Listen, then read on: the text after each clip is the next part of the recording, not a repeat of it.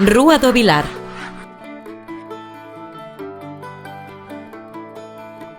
Al comenzar la Rúa do Vilar veremos a nuestra izquierda la Casa del Deán.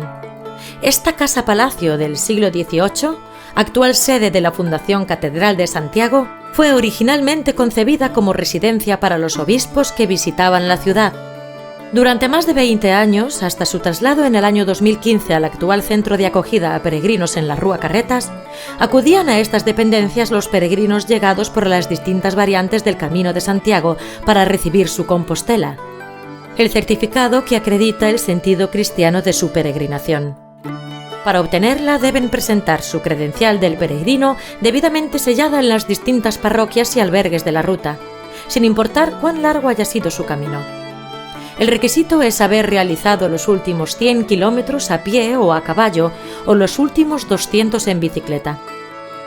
La Rúa do Vilar fue siempre una calle de viviendas nobles, como demuestran los caserones renacentistas, barrocos y neoclásicos que hallaremos avanzando por ella. Estas residencias nobiliarias, que responden al prototipo de pazo urbano, se caracterizan por sus grandes escudos y la calidad de sus trabajos de cantería y forja ornamental.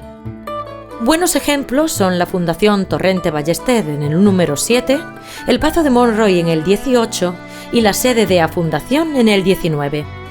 Siguiendo la calle nos encontramos en el número 35 con el viejo Casino de Santiago, fundado en el siglo XIX.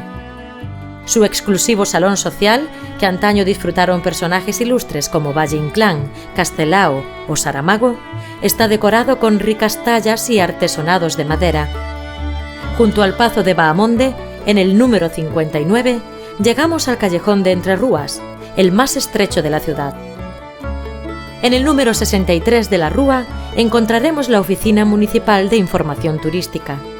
Este servicio del Ayuntamiento de Santiago orienta al visitante sobre el uso de los servicios turísticos, culturales y de ocio que permiten el máximo disfrute de la ciudad. Además de diversos materiales impresos, podrá obtener información sobre disponibilidad hotelera, productos y recursos turísticos, así como una amable respuesta a las cuestiones que tengan que ver con Santiago de Compostela como objeto de su visita turística.